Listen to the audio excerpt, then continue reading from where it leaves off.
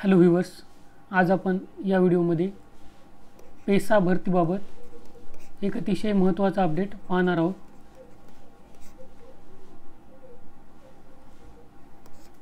आज आपण पाहूया आता पेसाचे निकाल लागण्यास कधी सुरुवात होणार आहे।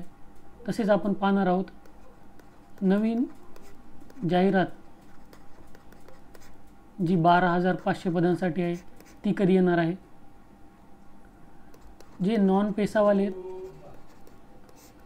जसं आपण सांगितलं होतं सर्वांचे निकाल 31 ऑगस्टपर्यंत लागणार आहेत। तो अपडेट आपण घेतलेला होता, त्याचा व्हिडिओ तुम्हाला इथं भेटेल आय बटनमध्ये। तसेच तो व्हिडिओ तुम्हाला या व्हिडिओच्या शेवटी इथे मी अटॅच करून देईल। माझी तुम्हाला विनंती आहे की तुम्ही संपूर्ण व्हिडिओ पाहत जा। संपूर्ण व्हिडिओ तुम्ही पाहिल्यावर तुम्हाला तुमच्या सर्व प्रश्नांची उत्तरे मिळून जातील। खूप लोक असे आहेत की जे संपूर्ण व्हिडिओ पाहत नाहीत पण कमेंट करतात। ज्या व्हिडिओमध्ये मी त्यांच्या कमेंटचं आन्सर दिलेलं असतं त्याच व्हिडिओखाली ते कमेंट करतात की हे निकाल कधी लागणार आहे, ते निकाल कधी लागणार आहे, परंतु मी त्या व्हिडिओमध्ये त्याचा आन्सर दिलेला असतं। त्यामुळे संपूर्ण व्हिडिओ तुम्ही पाहत जा। असेच महत्त्वाचे व्हिडिओज मिळण्यासाठी आपल्या चॅनलला सबस्क्राईब करून ठेवा आणि बेल आयकॉन प्रेस करा, म्हणजे असे महत्त्वाचे व्हिडिओज सर्वात अगोदर तुमच्यापर्यंत पोहोचतील। हे पहा, आदिवासी समाजाची विशेष पदभरती नेमकी कोणी रोखली आहे? बेरोजगार उमेदवारांचा सवाल, अद्यापही जाहिरातींचा पत्ताच नाही। हे पहा, आदिवासींसाठी राखीव असलेल्या 12,500 पदांच्या पदभरतीची कार्यवाही तत्काळ करण्याचे निर्देश सामान्य प्रशासन विभागाने दिले असताना सामान्य प्रशासन विभागाने जे आदेश दिले होते त्याबद्दल आपण एक व्हिडिओ टाकला होता। त्या व्हिडिओची लिंकसुद्धा तुम्हाला इथे आय बटनमध्ये मिळून जाईल। तसेच हा व्हिडिओ संपल्यावर इथे तुम्हाला या बॉक्समध्ये त्या व्हिडिओची लिंक मिळून जाईल, तुम्ही इथून तो व्हिडिओ पाहू शकता। सामान्य प्रशासन विभागाने आदेश दिले होते, तसा आदेश दिला असताना सुद्धा 10 दिवस लोटूनही राज्यात कोणत्या विभागाकडून जाहिराती निघालेल्या नाहीत। त्यामुळे आदिवासी समाजाची विशेष पदभरती नेमकी कोणी रोखली असा सवाल बेरोजगार आदिवासी उमेदवारांनी केला आहे।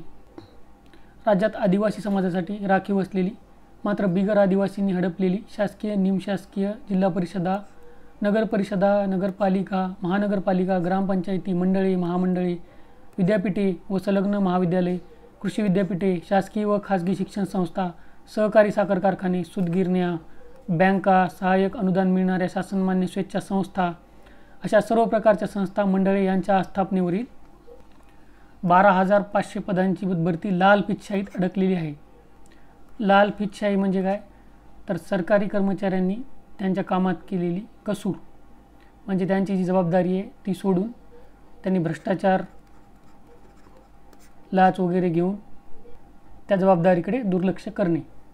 हे पहा, अनुसूचित जमातींच्या राखीव जागेवर नियुक्ती मिळविली परंतु नंतर जात प्रमाणपत्र अवैध ठरले अशा अधिकारी कर्मचाऱ्यांना अधिसंख्य पदावर वर्ग करण्याचे आदेश 21 डिसेंबर 2019च्या शासन निर्णयान्वये देण्यात आले होते। तर 31 डिसेंबर 2019 पर्यंत अनुसूचित जमातींची रिक्त झालेली पदे संबंधित विभागांनी कालबद्ध कार्यक्रम आखून विशेष भरती मोहिमेद्वारे भरायची होती, पण केवळ 123 पदेच भरण्यात आली आहेत। तथापि सामान्य प्रशासन विभागाच्या 13 ऑगस्ट 2024 रोजीच्या विनाविलंब तात्काळ पदभरतीच्या निर्देशाने बेरोजगार आदिवासी उमेदवारांच्या आशा पल्लवित झाल्या होत्या, पण 10 दिवस आता उलटलेले आहेत।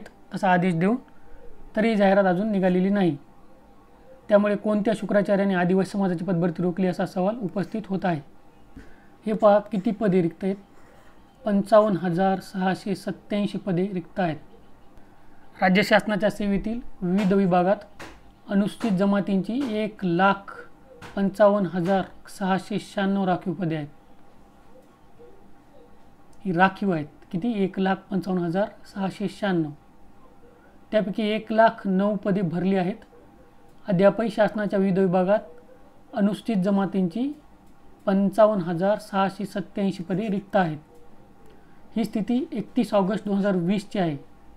यात बिगर आदिवासींनी बनावट जात प्रमाणपत्राच्या आधारे खऱ्या आदिवासींच्या नेमक्या किती जागा बळकावल्या याची वस्तुनिष्ठ माहिती अद्यापही शासनाकडे उपलब्ध नाही।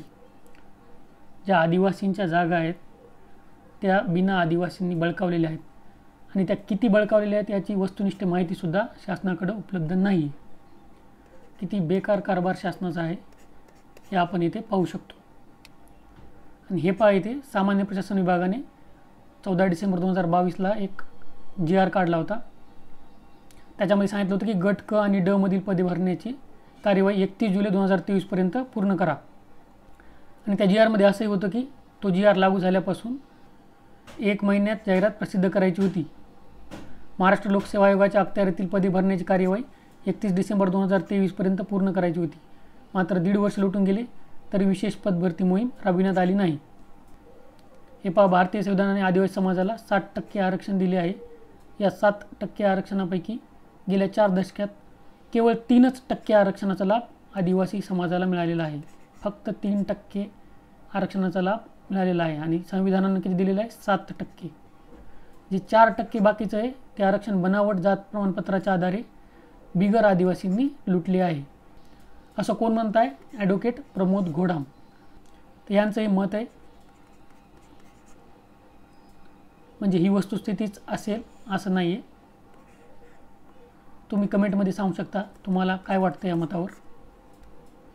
बाकी जिल्ह्यांचे जसं कागदपत्र पडताळणी अपडेट येतील किंवा निकाल येत राहतील तसं आपल्या चॅनलवर व्हिडिओ टाकण्यात येतील। आशा करतो या व्हिडिओमध्ये तुम्हाला फायदा होईल। All the best, thank you.